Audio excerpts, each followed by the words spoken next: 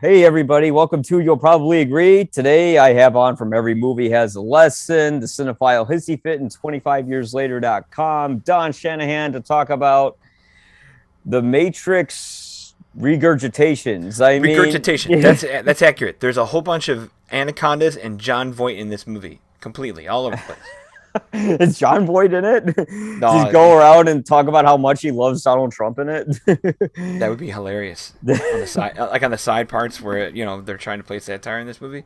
Yeah, we're gonna have fun. He's truly stuck in the Matrix. He in his little weird world, he might just be, which is crazy. That's him, all right. Yeah, well, anyways, if we want to jump straight into it, uh, I didn't have a lot of hope for this movie when it was coming out, mostly because the sequels weren't good, and I'm like, well, this is another sequel to a film that was really pretty much completely told within one film. You didn't need more than another Yeah, movie to tell it. I agree there. No, the first one's no doubt slam dunk classic, and reasonably so because of, like you said, kind of fantastical yet succinct storytelling. You do fit everything into one movie. Obviously, you revolutionize the way blockbusters can be a little different, and obviously the special effects in the science fiction. Where the first one's wonderful. I don't mind the second two. Where I'm entertained. I'm sitting there. I'm enjoying it. There's some action sequences and some set pieces that I enjoy.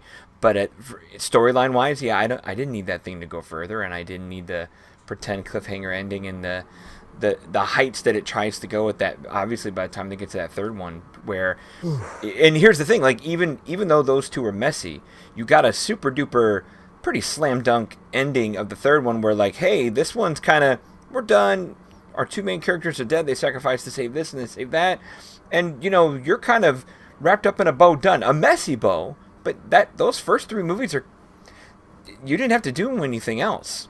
Yeah, I mean, not to mention they didn't even make those sequels. And the one thing that always just drove me crazy with the Matrix Resurrections is that they just make peace with the machines, which I'm Yeah, like, wait a minute.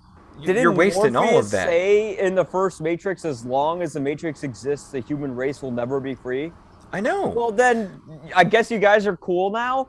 And Yeah. if you watch the Animatrix, there's this Mhm. the first two-parter to it is this amazing piece called The New Renaissance, which is about how the Matrix becomes the Matrix, and really like humans are just as responsible Oh, for totally. creating the Matrix as the Matrix is. Like they basically took robots and made them into slaves, and then one of them tried to stand up for his rights, and because of that he was assassinated, he became a Yeah. martyr, and then the humans blocked out the sky. And I'm like, that's an amazing story. Right. Tell that.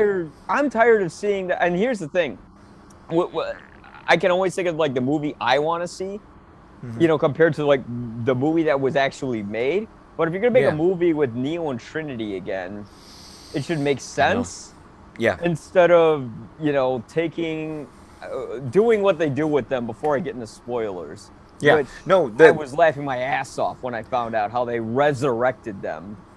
I know when you talk about, like, why are we here? Is this worthwhile? And expectations of what I thought this could be, to me, and this is less of a, this is a solid comparison, but at the same time not as high a quality.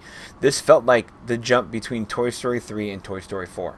Yeah, Where Toy Story 3, you have a perfect ending, and I it mean was done. perfect It ending. was done. It was done. And even though those characters you knew continued with Bonnie, the cute little girl, and the toys kept having their lives to go serve and help somebody again, Andy's story was done, and that's kind of all you needed. And even her, Andy's mother's story, everything was tied up so perfectly in Toy Story 3 that when I heard Toy Story 4 was coming out those years later, I'm like, boy, you better be coming back for a really good reason, because you're undoing kind of a perfect ending.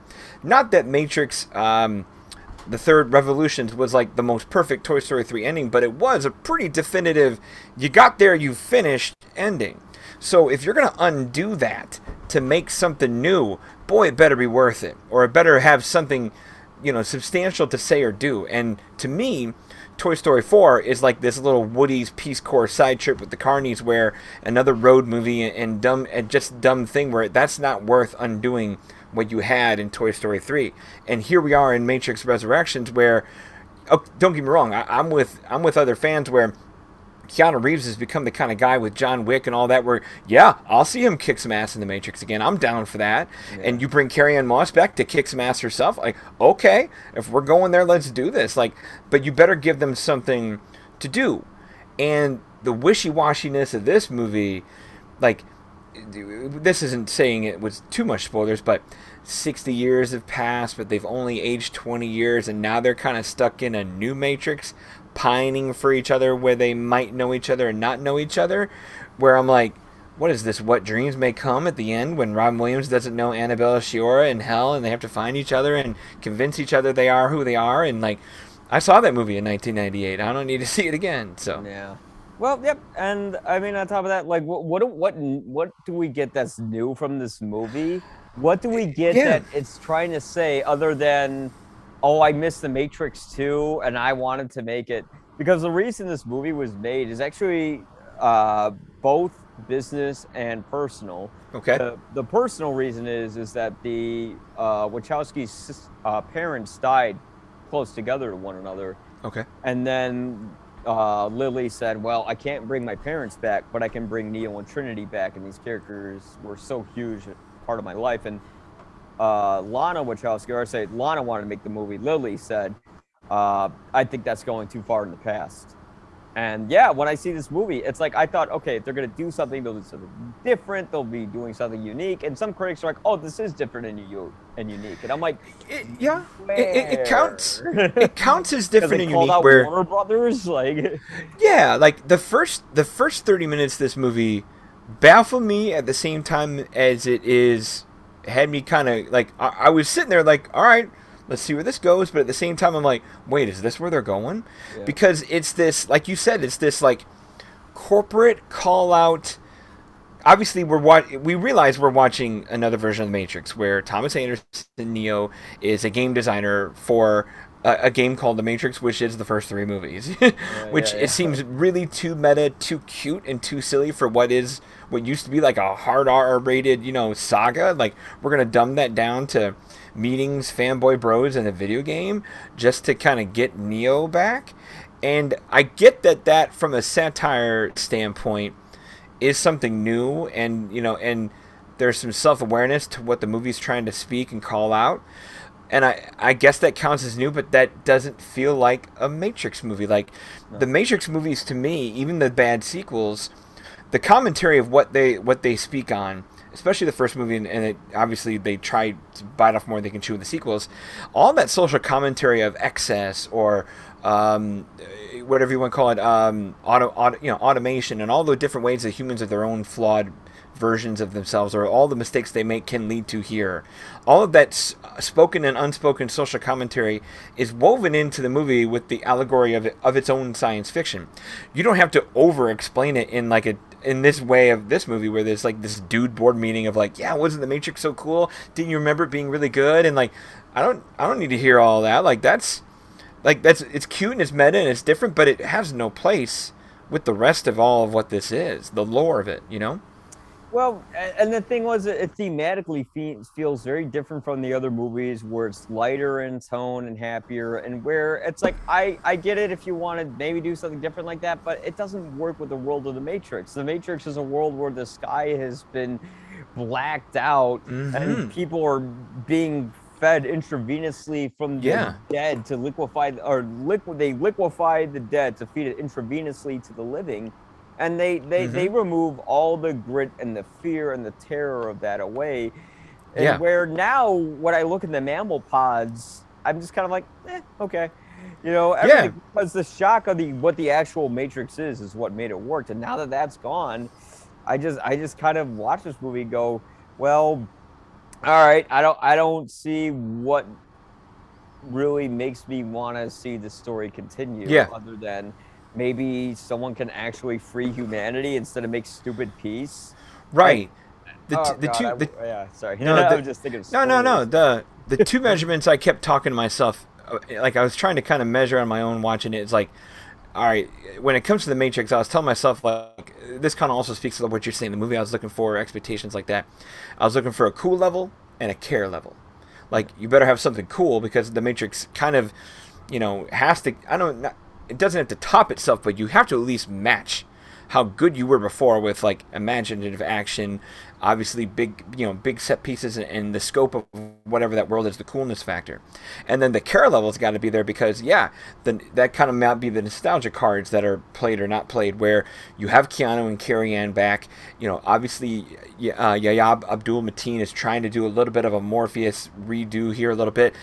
You gotta if you're gonna bring those characters in, or you're gonna have other new characters in, you gotta find some way to make me care about them, or to make me be convinced by that by what they do and the cause, because that was the biggest thing about the first three movies is there's this, like you're saying, this is everything's dark and everything's horrible. There better be a cause to fix it, not just laugh, poke fun, and play around in it.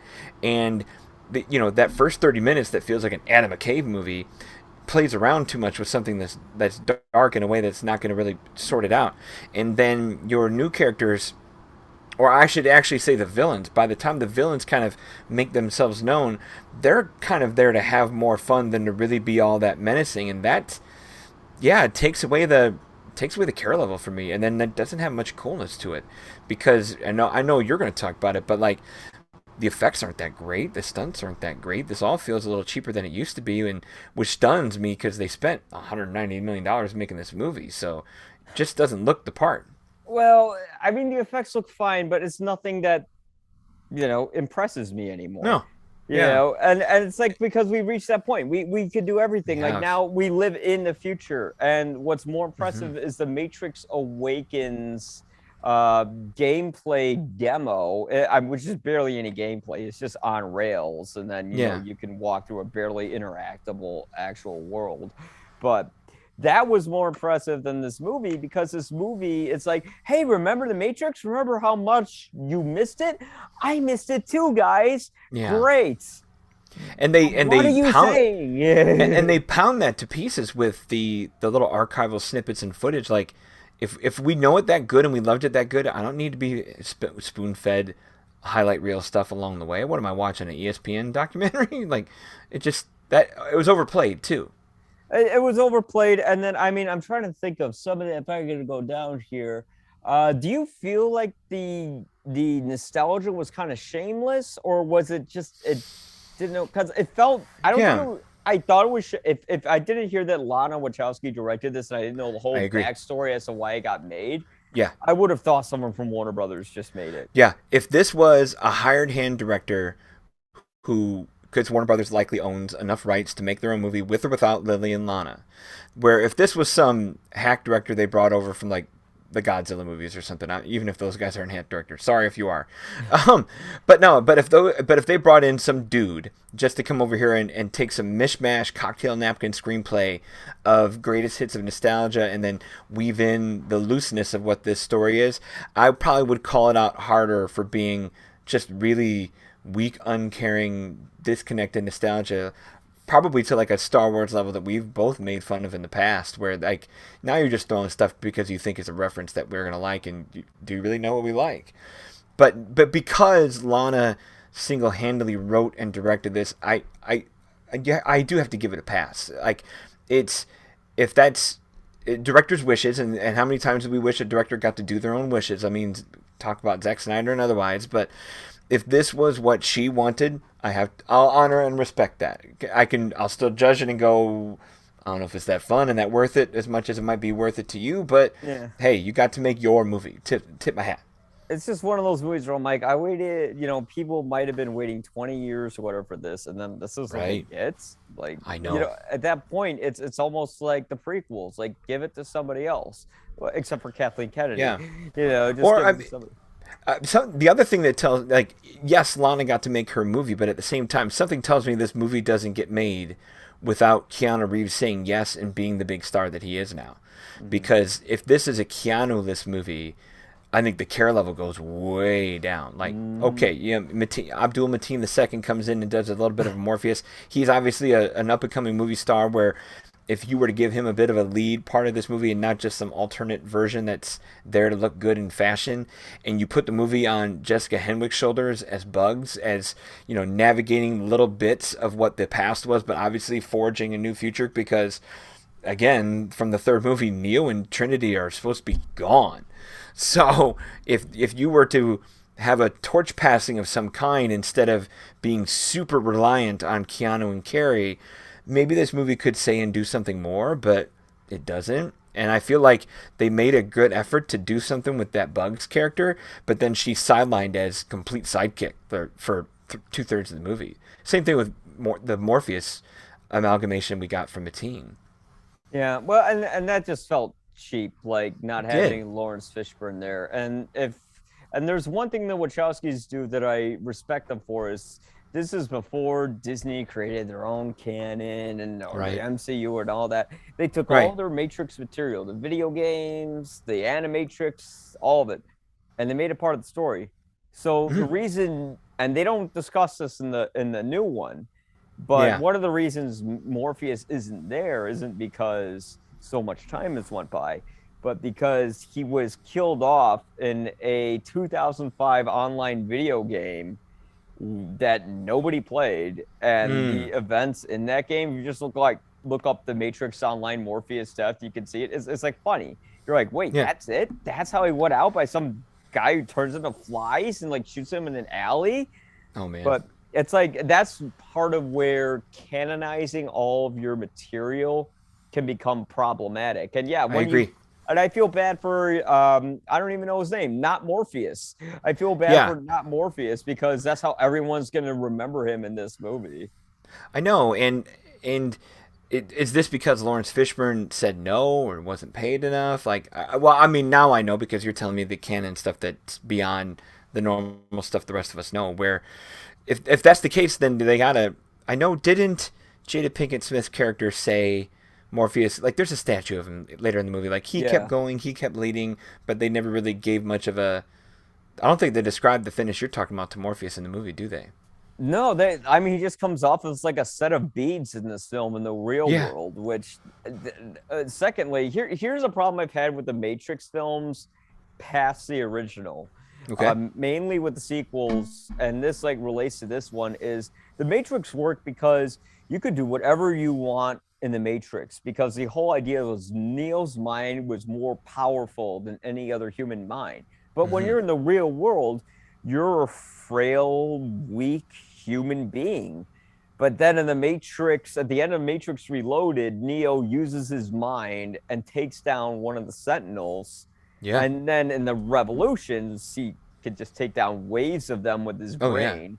Yeah. And then this movie doubles down on breaking from the scientific real world and the Matrix, which doesn't make it work. Because what No. made it work was like, oh, wait, maybe I could be Neo. Maybe I could do that with my mind. And now that they took that out, it's like, and they just keep taking more of it and more of it Yeah. out. It's ridiculous. And now it's like Marvel. And Mm-hmm. now I can get into spoilers. Go for it. Like the Marvel films, no one's ever really dead, right? I know. Well, you're never really dead in the Matrix either. It Yeah. doesn't matter if you have an enormous pipe stab you through like multiple points in your chest, or your eyes get completely destroyed, Mhm. as well as your brain. They'll just fix you up like a broken car, and Yeah. that's what the machines do. They're just like, oh, they're like there's that shot where they're drilling like the old like plug in a Neil's mouth. He's like, ah, and the whole time I'm just like fucking laughing I know. underneath my breath. It's All cartoonish. This is so stupid. Yeah. But And even the big plot to go free Trinity's human body at the end is the same kind of cockamamie scheme that just like, wait, you're gonna go do that? Oh, no. Yeah, it just seems silly. Oh, but this one's different because now that we're she's in, also the one. I don't mind that, and you could. I mean, I don't want to put I'm words cool in with Lana's it. I'm mouth. cool Yeah, with because it, but, Trinity deserves some hero treatment, and that was pretty cool to have her kind of ascend to have equal power to Neo. Yeah. And hey, that's a nice, strong female character that deserves a nice little boost in that kind of way.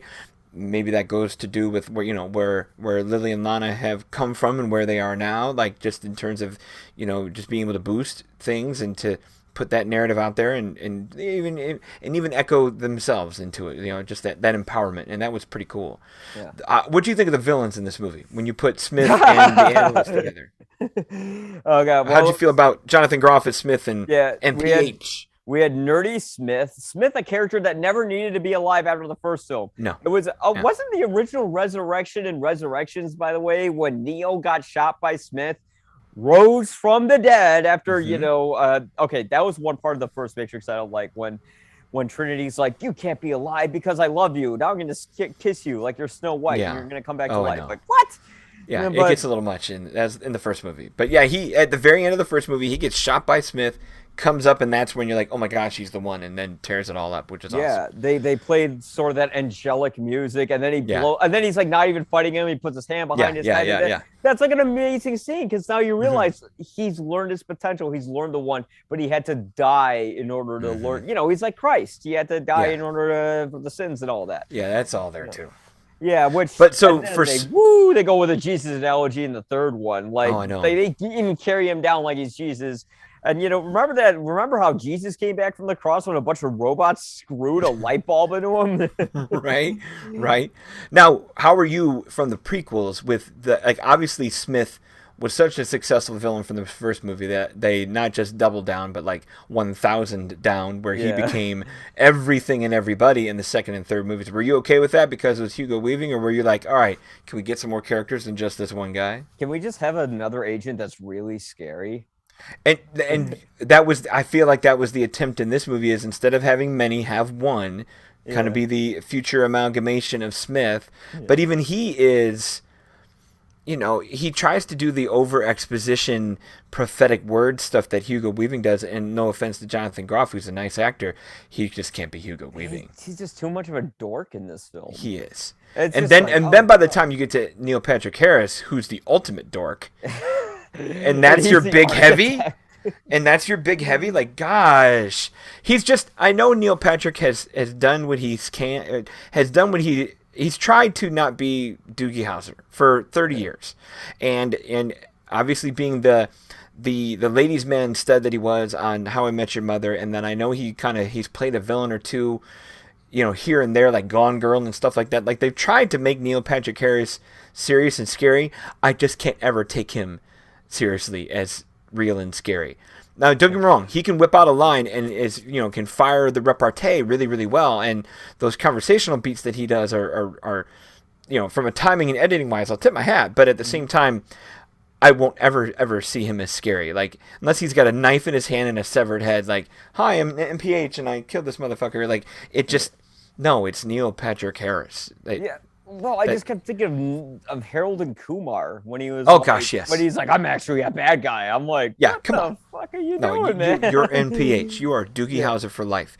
Yeah. And I feel bad for Neil because I know he's super talented and I know he does like the Broadway stuff and the Tony stuff, but maybe that's where his extra talent needs to go, is over there, not over here. So. Well, there's certain roles written for certain people. Like, I couldn't see certain actors being a bad guy. Like, even to a certain extent, as fantastic as Benedict Cumberbatch is in The Power of the Dog, I'm still like, yeah, but you're Benedict Cumberbatch. Yeah, you're Benedict Cumberbatch. You're sly, you're slick, you're smart. He's like Mr. Sweet. It seems like he seems like a sweetheart in every interview. But who knows? Maybe he's an imposter. I think it takes a more severe part. I just saw the one of the deepest transformations I've ever seen. I won't spend a lot of time on this. Do you know the actor? It's gonna slip my head here a little bit. He's the voice of Paddington, and he's Q in the new James Bond movies. That guy, what's his name? I'm gonna get it wrong here. Paddington. I don't know. Nah. No, I'm gonna look it up. But anyway, he did a movie. No. I'm gonna get this wrong. I don't know. You're gonna cut this for audio. Paddington. IMDb. Yeah. That's what we live in the future now. We don't just go by memory anymore. Paddington movie. Here we go. All right. The voice. Oh, Ben Whishaw. Nice guy. He's in Mary Poppins. He's done really nice things. He's been Q in the James Bond movies since Skyfall. He's a real sweet, unassuming guy. But then in a movie he did for Sundance about a year ago called Surge, where he plays this airline security worker who just snaps and goes on like a bank robbing spree in England, and he does it through just manic physical tics and and just not a lot of words but just a lot of actions. Like that's the kind of turn you would need from MPH, not just more snappy words, because it's just MPH doing snappy words, and unless your words are scary, and even when they're scary, you're like, oh, but it's you, it's MPH. Yeah. All Well, right. again, he's not really. I think they were trying to go for an architect who is more, because spoilers, he's the architect. Whenever this movie's been, you Mm-hmm. guys can get it on HBO Max. I was gonna say spoilers on the thumbnail, Yeah. but yeah, I think they were going for like a more likable. Oh, what if the architect's a nice guy? And it, like I Right. bought him as a shrink, but I didn't buy him Oh as yeah. As like the shrink, he's fun. true identity. Right. And I think that, I mean, technically, he matches what this movie is, because, like you said, this movie is going for some odd, lightness of satire and thumb pointing, look at us, and then also finger pointing, look at them, and where it's like, oh, humans are wrong, humans are right, the Matrix is great. Oh, why don't we all can't make it our own? And like, because of all that Warner's, deep digging rib elbowing satire they try to shoe in there, yeah, you're probably going to end up with a tweener of a villain where he fits this movie whether it's really good or not, and it's not. Yeah. Again, I just feel like the Wachowskis could have moved on to different projects, and even when they Uh huh. did, their projects weren't. They've eh. they've been hit or miss the I last mean, 15, 20 years. Am I right? I kept Ooh. making that joke before I found out about the whole like there's only one director situation. I just kept going like, oh, the Wachowskis are trying to resurrect their career. This is why they're Mm-hmm. doing it because they're like, well, we're out of options. Time to go back to the Ah. well.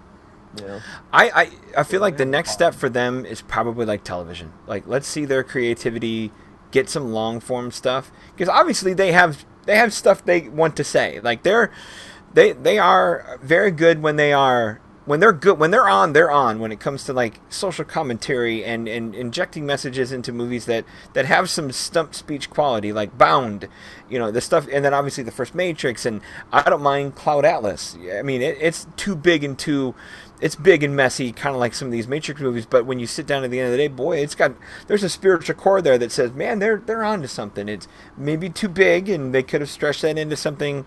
Like, if Cloud Atlas was a 8-part miniseries instead of a 2.5 hour, 3 hour movie, that would probably be really substantial and really cool. But so they're not talentless, but you're right, they're wringing the rag of how much talent or they're gonna be allowed to put forth, and it looks like this movie's probably gonna bomb in terms of box office. Like, I think it's made what, about 60 million bucks. Its budget is 190.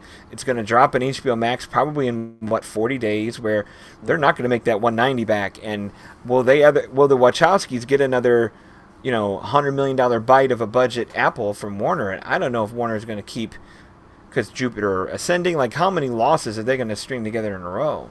Uh, here's the thing: they do have Sense8 on Netflix, and I heard that's good. So Okay. if you want to check that out, Yeah, I mean, but when I they'll find a buyer for their talent. It just might not be Warner Brothers anymore. no, and Warner Brothers did it to themselves, and I Oh, think and they've been doing that a long time. yeah, Yeah. and the thing is that like even Lana like called them out in the movie. They Mm-hmm. said, well, our partner corner company Warner Brothers. I think I've seen the movie about 4 times now, just to make Yeah. sure I wasn't like coming in with like a hot take or something. Right. I'm ready to go back and see it again. Like, all right, did I miss a layer of social commentary that's stronger than I saw in the first 30 minutes? Like, did I miss something No. that would reverberate later? And I feel like I didn't, but at the same time, I'm willing to give it a try. Yeah, like the only social commentary they make is that we all live in a video game in a way, but it's like, well, then again, isn't that the point of the Matrix Awakens? Like this movie Exactly. knows it's the Force Awakens of its actual Yeah. material, and they literally put the word awakens in its own stupid Unreal 5 engine demo.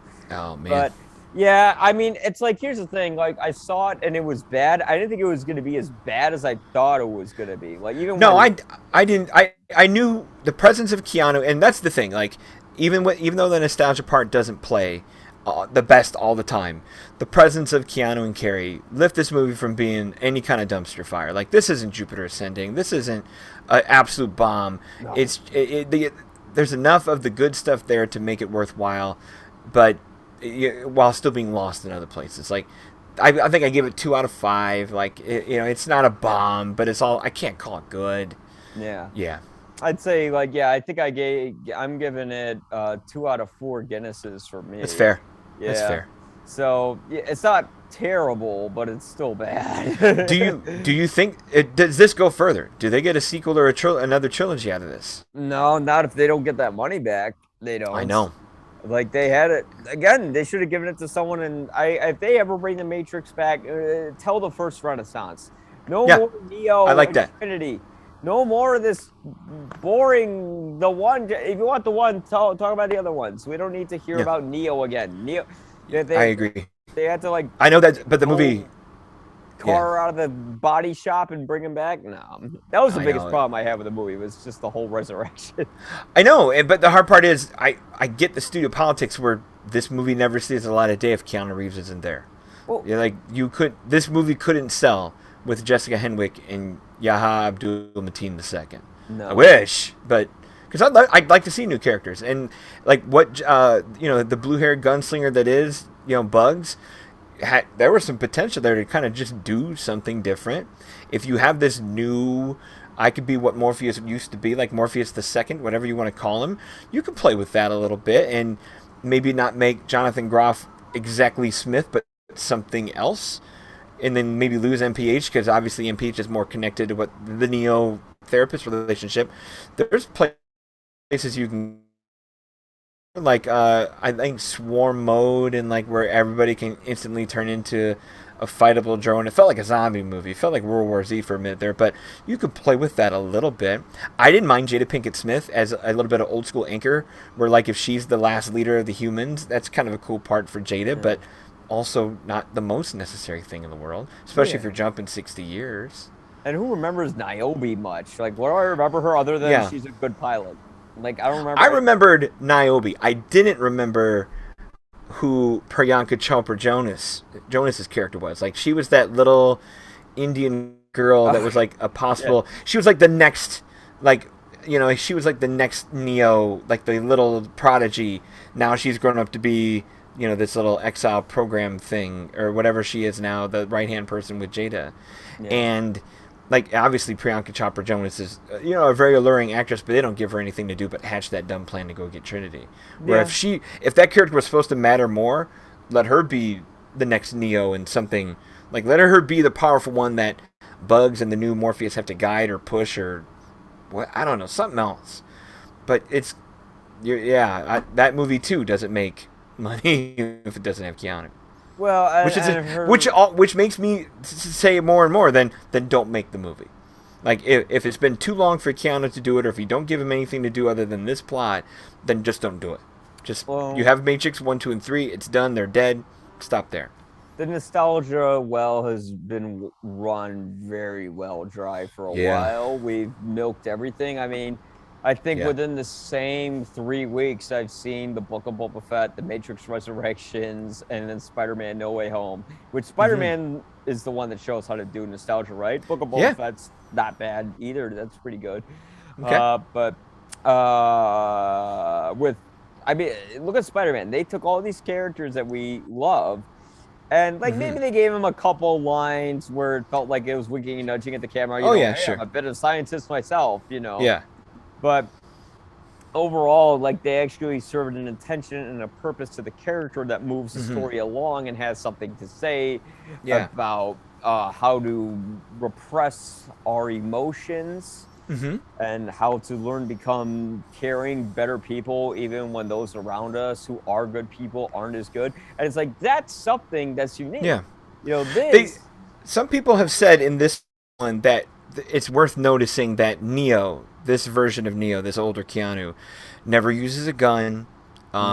Just does the martial arts thing. Really depends on his powers, and does that make him more zen and non-violent than what obviously the origins of what he was? Everyone carries guns and shoots everybody up in the first 3 movies, but like, does that say something new and show growth to the Neo character that he's become?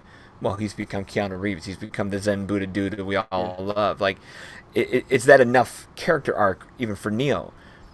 Do No, you feel like that was a good growth for Neo, or not? Just I not didn't much even of think that anything. was a growth. As a I matter of know. fact, I thought the action was one of the biggest letdowns of this movie Yeah, because the I'm with action you. is beautifully choreographed, even Yeah. in the first 3 movies. That's one thing that they didn't lose quality with from the Mm-hmm.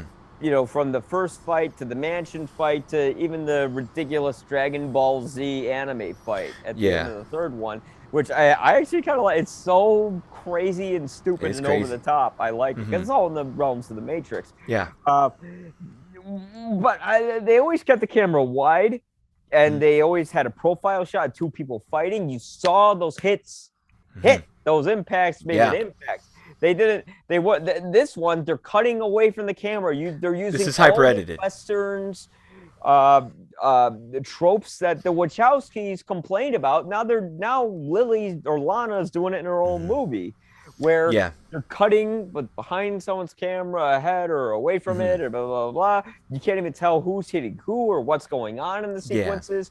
And the whole reason Neo's doing this is probably because Keanu Reeves is in his 50s now, Right. and He's not going to get out they there. just said, just hold your Yeah. hands and go like this, and Yeah. make it look tough. Grunts Oh, a little bit. Grunts a little bit. yeah, That's all you got. Yeah. and that So was sad. and obviously they're slow playing the Trinity part where like her growth, even her growth is kind of weirdly questionable. Like is she? So she's the married mom who Yeah. has like a penchant for motorcycles on the side. So is there a message there of like, hey, housewives, ditch your families and go do that cool thing you want to do and kick ass? Like, is that what you're going to say here? And Uh, so unlock your potential, or I don't know. Like even that's, I don't want to say problematic, but just weak. Weak in terms of like the story arc we're talking about. And I keep going back to that whole Toy Story 4 idea. Like if this is what you're undoing a definitive ending to tell, this wasn't worth it.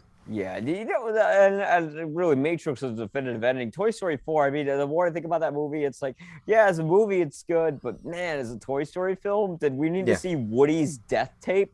Like, No. on, because that's literally what it is. They take away his voice box, and then they take him away from his friends, and then he Yeah. dies in a lone toy with Bo Peep. Right. Out there Got out there some with the carnies porcelain and the Peace ass. Corps. Yeah. Yeah. I don't think that's worth it. Like you. Yeah. That's not worth telling. And if they Yeah. make a fifth one, I'm like, oh, geez, not just throwing shit. Now Oh it's pure cash God, grab. no. Pure cash grab at But that point. it'll just be Buzz Lightyear doing Home Improvement references. That would be good. Well, I mean, we've got that Buzz Lightyear prequel, this Oh, Chris Evans thing next summer. I don't. yeah. I couldn't care less where that's going either. But We'll you go. see. It'll probably Yeah. be okay. It'll probably be an okay flick, but it'll be like, Yeah. why? Oh yeah, because there's no story that's ever dead until capitalism says it is. Mm-hmm. And Well, cool, man. Final thoughts. What do you that's the think truth. here? Final thoughts. You know what? You don't need to see the Matrix, but if you want to, just to have something on the background with the kids running around the house, and you go, oh, that looks cool. Yeah, go check it out. I agree.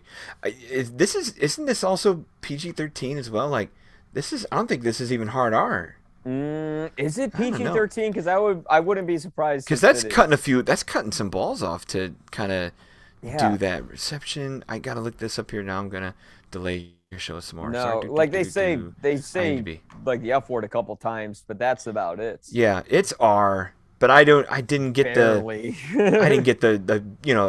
There's not a body count to make this a hard R movie like those the second two sequels What was the where they're second definitely one? racking people up. The second one wasn't really that violent though, from what I I guess remember. that Battle of Zion, that third one, they're fucking motherfuckers up good. Oh yeah, I mean Yeah, that's that one was thing I awesome. like about the. I don't know, like that second and The third mech fight one. is that's amazing.